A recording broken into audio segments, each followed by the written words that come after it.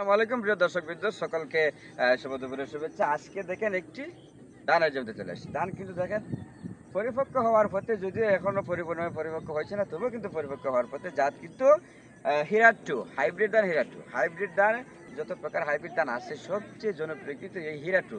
এই হীরা টু জনপ্রিয় কেন? এই হীরা টু করে অনেকে সফলতা অর্জন করতেছে। কেন অর্জন করতেছে? কারণ এক একটা জমিতে, 1 বিঘার জমিতে না হলেও 28, 29, 30 মণ ধান হয়ে যায়। যদি ভালো জমি হয়ে থাকে, উর্বর জমি হয়ে থাকে, তাহলে কিন্তু 30 মণের উপরেও কিন্তু ধান ফলে। কিন্তু যদি আপনার জমি 2 ফসলি জমি হয়, রূপাবন করছেন, আবার বোরো ধান চাষ করছেন, সেক্ষেত্রে কিন্তু এই জায়গায় আপনার 30 মণ হলে 25 মণ তো হবে, 25 মণের নিচে হবে না। হীরা টু কিন্তু অনেক ভালো একটি জাত। আমাদের বিএডিসি নতুন ধান গবেষণা কিন্তু নতুন যে জাতগুলো আবিষ্কার করেছে, যেমন বিধান 96 আছে, বাম্পার একটি ধান, বিধান 100 বাম্পার ধান, আবার 102 আছে, 104 আছে, 105 আছে। 105 কিন্তু ডায়াবেটিস প্রতিরোধী ধানের জাত। যাদের ডায়াবেটিস আছে তারা কিন্তু বিধান 105-এর চাল আপনারা যদি কন্টিনিউ রানিং ভাবে খেয়ে যেতে পারেন, বিধান 105 ধানের চাল, তাহলে কিন্তু অবশ্যই আপনাদের ডায়াবেটিস কিন্তু নিয়ন্ত্রণে চলে আসবে ইনশাল্লাহ। আর ডায়াবেটিস নিয়ন্ত্রণে চলে আসতে হলে আপনাদেরকে কি করতে হবে? খুব ভোরে কিন্তু ঘুম থেকে উঠতে হবে। খুব ভোরে ঘুম থেকে উঠে কিন্তু কাজ করবেন। যদি ভালোভাবে কাজ না করেন, আর বিশেষ করে ঘুম থেকে 9-10টার সময় ওঠেন, তাহলে ডায়াবেটিস জীবনেও কমবে না। যদি ডায়াবেটিস প্রতিরোধী এই মেডিসিন খান, এখান সেখান, কোনো লাভ হবে না। সকালে কিন্তু ঘুম থেকে উঠতে হবে, অর্থাৎ আগে তাড়াতাড়ি ঘুমে যেতে হবে, তাড়াতাড়ি ঘুম থেকে উঠে যেতে হবে। এই হচ্ছে আপনাকে সুস্থ থাকার মূল ইয়া। এখন কথা হচ্ছে যে মূল যে টপিক, এই যে হীরা ধানের জমি, একটু দেখাবো না, একটু না, এই একটি শীষ আমি দেখাবো।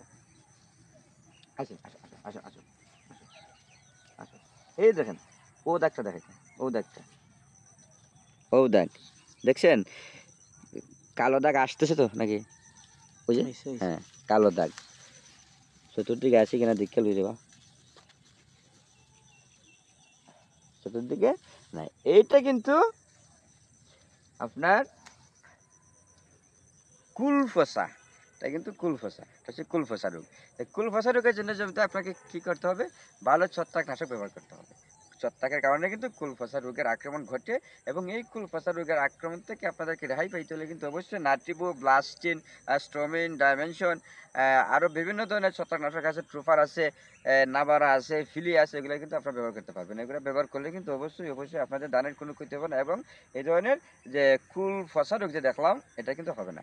শুধু এইটা না, লিফ ব্লাস্ট আছে, গিট ব্লাস্ট আছে, নেক ব্লাস্ট আছে। নেক ব্লাস্ট কিন্তু প্রতিটি ধানের গুছায়, দেখি এদিকে আছেন, এই যে একটি ধানের গুছাটা আপনারা দেখতে পাচ্ছেন, এই জায়গায় কিন্তু সম্পূর্ণ সবুজ, সবুজ কি আসে? সম্পূর্ণ সবুজ। এই জায়গায় যদি কালো ধরনের গোল রাউন্ড থাকে, তাহলে ওটা হচ্ছে নেক ব্লাস্ট, মানুষের বুড়ো মৌসুমে যেটাকে ক্যান্সার বলে থাকে। যদি এই জিনিসটা হয়, তাহলে আপনার ধানের সমস্ত ধানের জমিটা কিন্তু একেবারে শীষগুলো সাদা হয়ে যাবে। এই সাদা শীষ হলে কিন্তু আপনার, মনে করেন আপনার ফসল শেষ। আমরা কিন্তু এই শীষগুলো সাদা হয়ে যেতে পারে, যার কারণে আপনাদের জমিতে অবশ্যই 2 থেকে 3 ইঞ্চি পরিমাণ পানি ধরে রাখতে হবে। এতক্ষণ যারা সাথে ছিলেন সকলকে ধন্যবাদ। দোয়া করবেন, সাপোর্ট করে যাবেন। আসসালামু আলাইকুম।